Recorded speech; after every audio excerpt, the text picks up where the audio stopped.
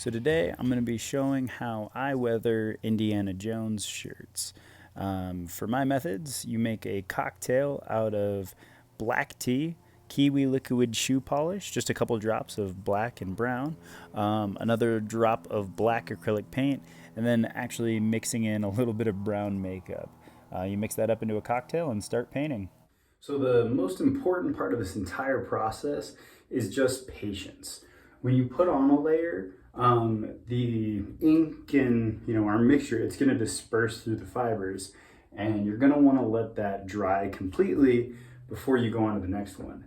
And you can expedite this process a little bit by putting it into the dryer, but let it dry a little bit on its own first. Pop it in the dryer. I don't know the quality of this material, so I wouldn't blast it in the dryer because you could shrink it or affect it. But yeah, just hit it with a layer, let it dry, assess it, and then just keep adding layers. All right, we're going handheld here, and all I'm doing, I don't have any more paintbrushes. I'm gonna pick up more, but Morgan, I promise this toothbrush is clean and I just use it for painting. So I'm just gonna get some of the mixture on the toothbrush. And right now, especially in these early passes, I'm just running it along the seams. And again, just to stress, after the first couple passes, you might not even notice this after, like, even when it dries, but that's okay. Subtlety is key here. With weathering, you wanna let it creep up on you. You wanna do it slowly so that way you can always add more. If you do go too hard, too fast, that's okay. There's no mistakes, only happy accidents. But if we're going for a specific aesthetic, we want to make sure we take our time on it. So yeah, no rush in this. Just nice and easy. Again, following the seams at first, but then we'll start kind of weathering up the entire shirt. All right, so the first pass is done, and I'm just letting it dry. And it's so important, again, to let it dry in between, because right now, all the borders look pretty dark, but that's just because the shirt is wet. Letting it dry is going to kind of reveal what actual stainage is on the shirt. So once we get a look at that, we'll be able to see what needs a little bit more workshopping. And in some places where I put it a little dark, it's not the end of the world, because this is going to be the lightest staining. The more we add, the darker it'll get over time. The reason I like to go over the seams of the shirt first is I want to create highlights. So as you can see, as I'm putting it on here, especially on like the shirt pockets, I want these middle bits away from the seams to be the highlight, and I want right on the seams and in the crevices to be where it's the darkest, where it, in theory, would collect the most grime. And just creating that gradient is just going to create more visual interest once the shirt is all done and all of this has dried. So even though there's no mistakes, only happy accidents, if you do too much all at once, kind of roll with it, but by taking your time and doing it slowly, you can create these highlight portions, which I think turned out really well on my Temple of Doom shirt. And it's, I think, one of the things that photographs the best at conventions and things along those lines.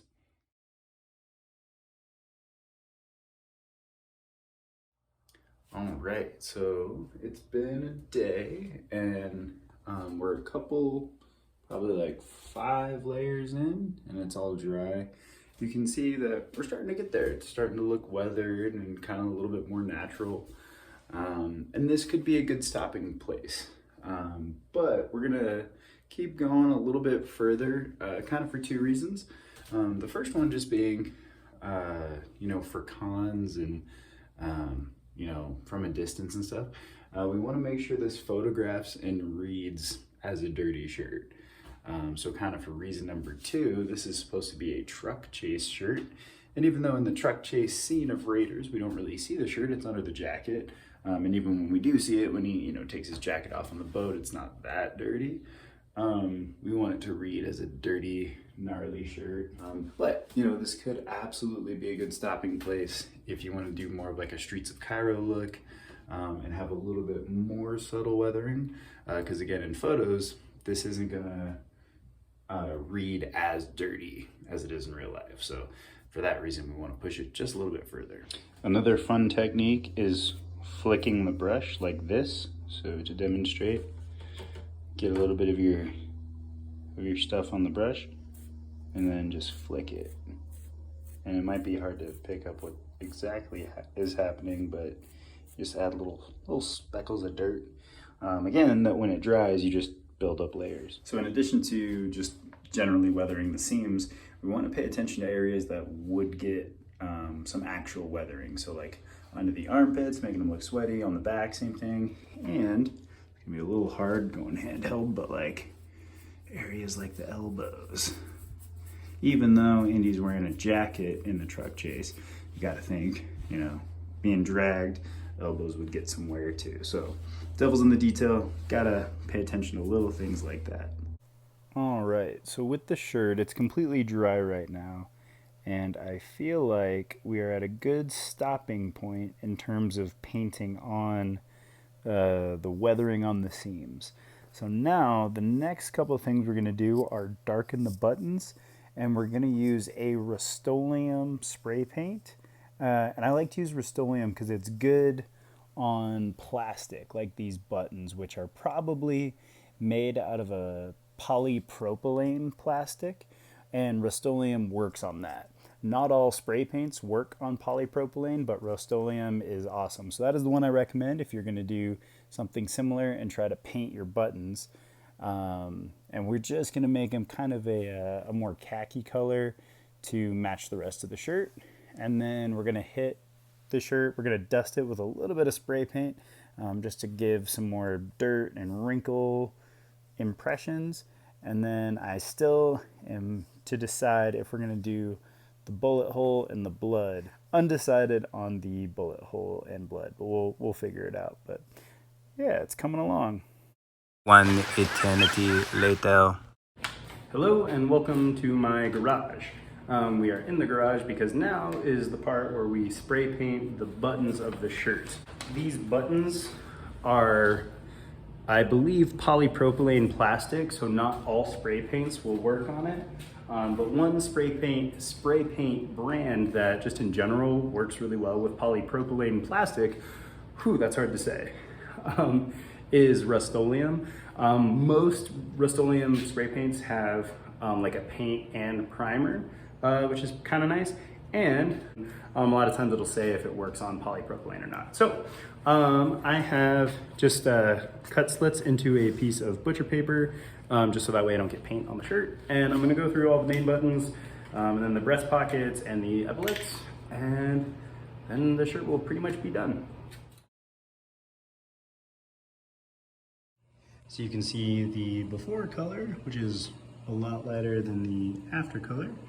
All right, so we finished up painting the buttons, and my masking wasn't completely covered on some of the main buttons, which is fine for the middle ones because when the shirt's buttoned up, you won't see those. But for these ones up at the top, depending on how my friend Morgan wants to wear this shirt, if he wants to do it more unbuttoned, I'm gonna kind of take advantage of these. Again, there's no mistakes, only happy accidents. So I'm gonna get some sandpaper and kind of rough up the fabric around the buttons to kind of hopefully blend that back into the shirt a little bit.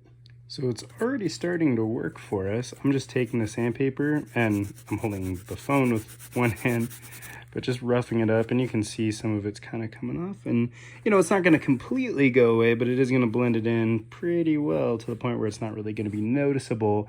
And who knows, maybe some dirt made it through the buttonhole, and that's what that stain is from. So obviously a more permanent solution would be just to get different colored buttons, but we're weathering this shirt on the cheap and nasty. So because the buttons are gonna get a lot of use being buttoned and unbuttoned, over time, naturally, no matter how good of a quality the paint is, naturally it will come off.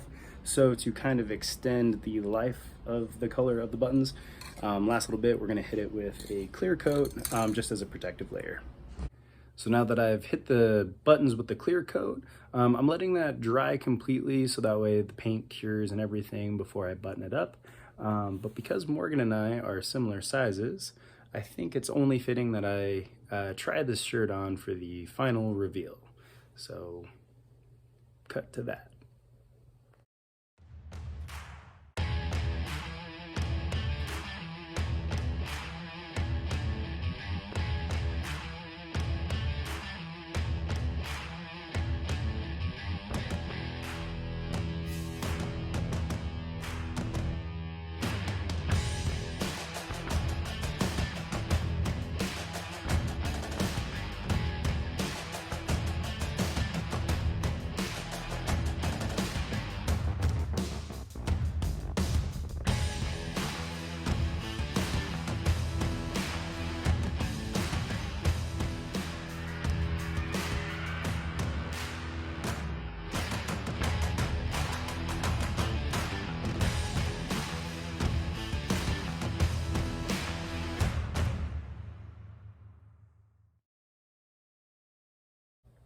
Thank you guys so much for watching. If you enjoyed the video, please feel free to hit the like button and drop a comment. Let me know what you'd like to see in the next video.